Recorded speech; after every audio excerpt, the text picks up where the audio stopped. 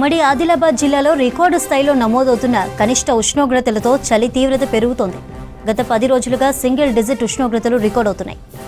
Early టీలో 8 డిగ్రీలు, బజార్ హత్నూర్లో 8.5 డిగ్రీలు, పొచ్చెరలో 8.7 డిగ్రీలు, బేలా, చాప్రాల, సోనాల, గిన్నెదారి గ్రామాల్లో 9.1 డిగ్రీల కనిష్ట ఉష్ణోగ్రతలు నమోదయ్యాయి. తిర్యానిలో 9.2 డిగ్రీలు, సాత్నాలలో 9.3 డిగ్రీలు నమోదయ్యాయి. తలమడుగు, సిర్పూర్ యూలో 9.4 డిగ్రీలు, ఆదిలాబాద్ టౌన్ పరిధిలో 9.5 డిగ్రీల ఉష్ణోగ్రతలు రికార్డయ్యాయి. పెరిగిన చలి తీవ్రతతో ఇబ్బందులు పడుతున్నారు ప్రజలు.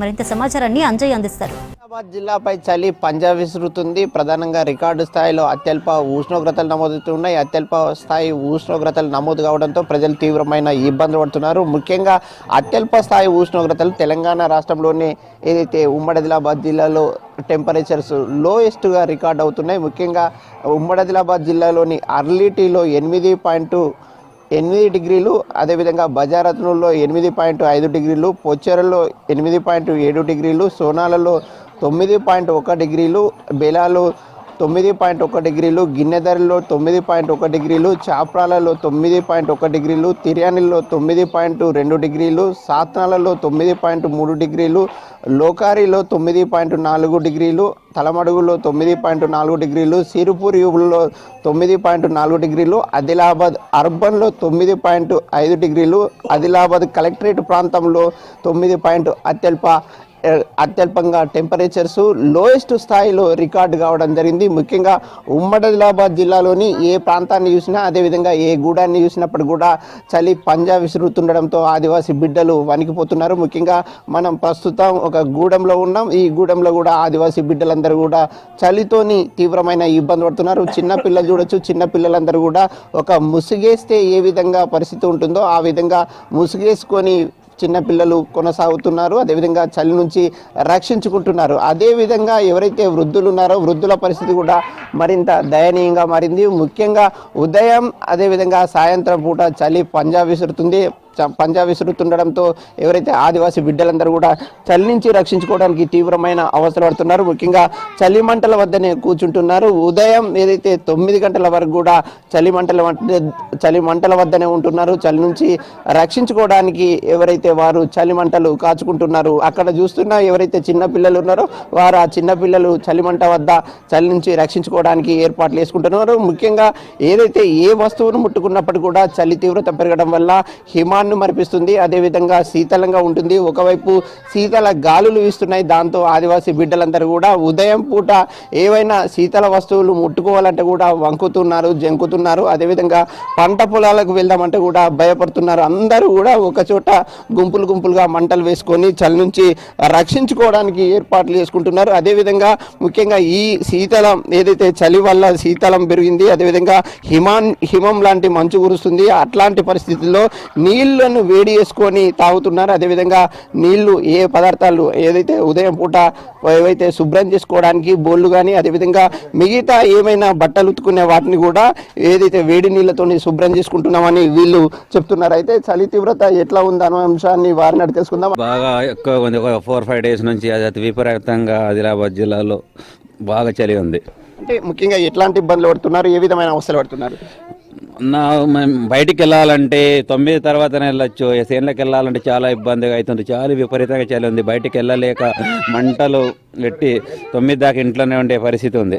అంటే ముఖ్యంగా వేడి నీళ్లు ఏదైతే వేడి చేసుకుంటున్నారు, చల్లటి నీళ్ళను వేడి చేసుకుంటున్నారు, కారణం ఏంటి?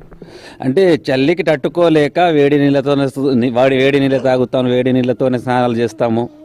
ముఖ్యంగా మీ ఎవరైతే బాబు ఉన్నారు కదా, మొత్తం ఉన్ని దుస్తులు అదేవిధంగా స్వెటర్స్ వేస్తారు. ఎట్లా రక్షించుకుంటున్నారు?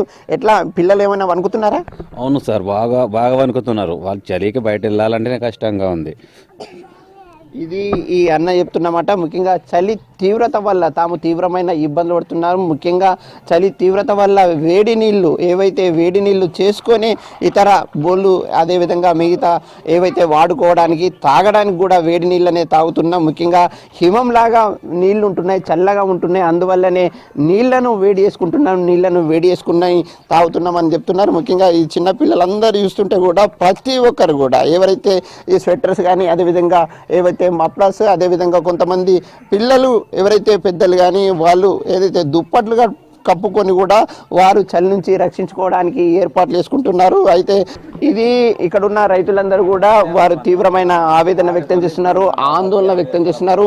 ఉదయం పూట ఏదైతే పంట పొలాలకి వెళ్తామంటే కూడా వెళ్ళలేకపోతున్నా. ముఖ్యంగా ఉమ్మడి ఆదిలాబాద్ జిల్లాలోని ఏజెన్సీ గూడాలను కూడా చలి తీవ్రత వల్ల వణుకుతున్నాయి, అనేక అవస్థలు పడుతున్నారు. ఇక్కడున్న ఆదివాసీ బిడ్డలందరూ కూడా ఉదయం తెల్లవారుజామున 6 గంటలకు పంట పొలాలకు వెళ్ళే వాళ్ళందరూ కూడా ఇప్పుడు 9 గంటలు దాటితే తప్ప బయటకు వెళ్ళడం లేదు, అదేవిధంగా పంట పొలంకు వెళ్ళడం లేదని వారు చెప్తున్నారు. ఇంకా పెద్ద ఆయన ఉన్నారు. చలి తీవ్రత ఎట్లా ఉంది పెద్ద ఆయన? బాగున్నది సార్.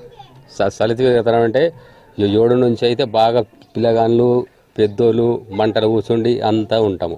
మన నైట్ అంతా ఒక్కొక్కరికి తెలి ఉంటుంది ఉండదు, బాగా కష్టపడుతున్నాం చలికి.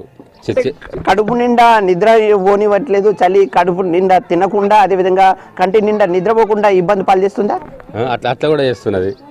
చలి అంటే చలి బాగా చలి వేస్తున్నది. చేనులకు పోదామంటే చేనులో కూడా 9-10 అవుతున్నది పోలంటే. అన్ని మొత్తం కాగబెట్టి నీళ్ళు తాగుతున్నాము, కాగబెట్టి తానే చేస్తున్నాము, కాగబెట్టి ముఖం కడుగుతున్నాము అంతా. ఇప్పుడు ఇక 9-10:30కు చేనులకు పోతాం. ఇప్పుడు పోలేము, బాగా చలి ఉన్నది. ఎవరైనా జ్వరాల బారిన కానీ జలుబు బారిన పడుతున్నారా?